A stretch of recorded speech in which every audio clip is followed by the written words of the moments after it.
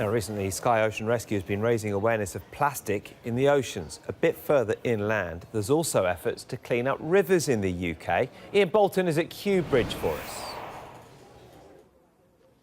Well, yes, it's been a lovely, warm, sunny afternoon here in London, and what could be nicer this evening than to have a drink and just watch the river go by? Well, on the face of it, nothing wrong with that, but there is a problem in that a lot of plastic bottles and plastic glasses end up in the river. With me is Paul Hyman from the In the Drink campaign.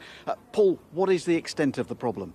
All along the river we're finding these. We find them in the river, and they break up very quickly into smaller pieces of plastic and eventually into microplastics. Easily replaceable, and they're made to solve a problem, glassing, people smashing glasses in people's faces, and what it's created a new problem. And our solution is to, as some sports stadiums are already doing this, they're using polycarbonate and polypropylene reusable cups that can be used 500 to 1,000 times, and with a small deposit scheme, usually £1, then they get returned and reused, and it will stop all this happening. So what is happening this evening? We can see a lot of paddle boards behind us. What's going on? So Richmond BID, Business Improvement District, have commissioned us to do a mass paddle up to Richmond to highlight the problem of plastic pollution. We'll be clearing plastic bags from the trees and plastic floating in the river on the way with litter pickers, and there are some people doing the same thing on the shoreline along the river. And we've got some local MPs involved. Ruth Cadbury is paddling with us. She's the local MP for Brentford, and Zach Goldsmith for Richmond is meeting us in Richmond. Look, we all enjoy our sport. We perhaps might enjoy it with a drink as well. What would you like to see from sports organisers that can help with all of this? Yeah, I'd like to see people that organise these big events take a lead on this and get talking to the riverside bars, get them to either sign up to our scheme or just do their own thing, but just to stop using this stuff. It doesn't need to be used. It's a little bit of organisation to make it happen, but if someone's pushing in the right direction, this could happen. So, for example, at the World Cup, I'm sure there'll be lots of plastic cups being used out there, single-use plastic cups. They could be replaced by polypropylene or polycarbonate cups, and that would save a lot of plastic. If any of the bars are on Riverside in the cities there, I'm sure they'll be getting plastic in the rivers. So yeah, it's a plastic World Cup at the moment. Let's make it a real World Cup. And if you look at the events here, the boat race creates a huge amount of trash. They were actually giving out bottled water, smart water on the boat race day. Didn't need to happen. Paul, thanks very much indeed. The paddle boats will be setting off here from about 5 o'clock. Join me later. I'll have an update for you. Let's get to Sky Ocean Rescue. They've been raising awareness of plastic in the oceans. Now there are efforts to clean up rivers in the UK. The Drink Plastic campaign has organised a pick-up along the River Thames. I'm going to be paddling up the river with a large group of paddleboarders because we're raising awareness about the scourge of plastic waste, and we're going to be, as well as paddling, we're going to be picking plastic bottles and bags up out of the river and out of the trees. So it's an awareness raising project. Wherever you drop your plastic waste, it can end up in our rivers and then in our seas, and it's dangerous to wildlife as well. So what we want to do is encourage people first to put their waste away in a safe and sensible place, but actually to think about using less plastic. Now, Sky Ocean Rescue has been raising awareness of plastic in the oceans. A bit further inland, there's also efforts to clean up rivers in the UK. Ian Bolton is at Richmond Lock for us. Well, yes, around 100 paddle boarders are currently on the River Thames, making their way from Kew Bridge to Richmond to collect plastic litter that is in the river.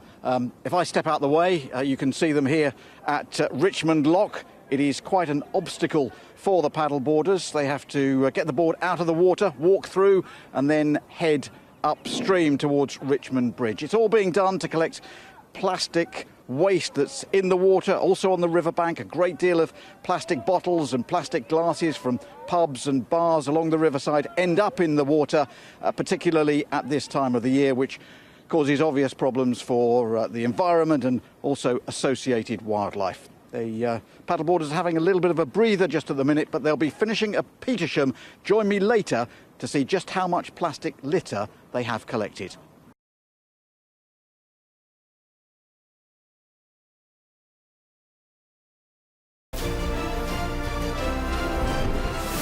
Now, you might have seen our Sky Ocean Rescue campaign over the last few weeks, as campaigns around Europe have taken place to put restrictions on single-use plastic. But what's FIFA's policy? Well, Geraint Hughes has this report from Moscow. It's difficult to escape the plastic bottle at Russia 2018. Almost every drink sold at World Cup venues comes from single-use plastic or an aluminium can. Millions of bottles will be sold, used and thrown away, hopefully for recycling, during the tournament. They're everywhere. At every press conference, plastic bottles adorn the top table, sharing the spotlight. Footballers and managers, in general, get used more than once before disposal. I think all organising bodies for big events should be looking at the plastic footprint of that event and making sure that they encourage and persuade people to do something different and stop using single-use plastic where they can. So for the example of cups, these don't need to be used. These can be replaced by reusable cups that are safe. They don't need to be glass. The simple, short answer is big impact. Clearly, there's a lot of people coming to Russia, which is going to increase the tourism flow. Of course, there is a problem with plastic, as you know, it's a global problem, and having a huge event like that, I don't think it's going to help it, frankly, unless, there's efforts and steps taken to recycle it or get rid of it. At every stadium, fans, when buying a drink in a plastic bottle or can, get given a plastic beaker. Reusable, yes, but more plastic, of which some inevitably ends up being tossed away. It's down to Russia's host cities to recycle or dispose. The big responsibility lies with local authorities in terms of collecting and doing their best to recycle this rubbish to minimize the negative impact. I think some of the responsibility lies with FIFA as well, in terms of making sure that their events are as sustainable as they can be. But as usual with sustainability, there's so many stakeholders. So what's FIFA's policy when it comes to environmental issues, and what to do with all the plastic here at this World Cup? Well, they responded to our request for information in some detail. I got sent 10 links about sustainability strategies, waste management concepts, environmental measures among the reading. Break it down, what they admit is that the scale of a World Cup inevitably has an impact on society and the environment that must be mitigated. They go on to say that they have a mission, they are on a mission to minimise the negative environmental impact of the waste produced, to recycle the waste, and to form a responsible attitude, i.e. to educate the public that come to FanFest, that go to the stadium, that are involved in the World Cup. Suppose then, better put my bottle in the recycling bin. Moscow has an army of street cleaners. The city is very tidy and kept clean. They're a busy bunch right now. Geraint Hughes, Sky Sports, Moscow.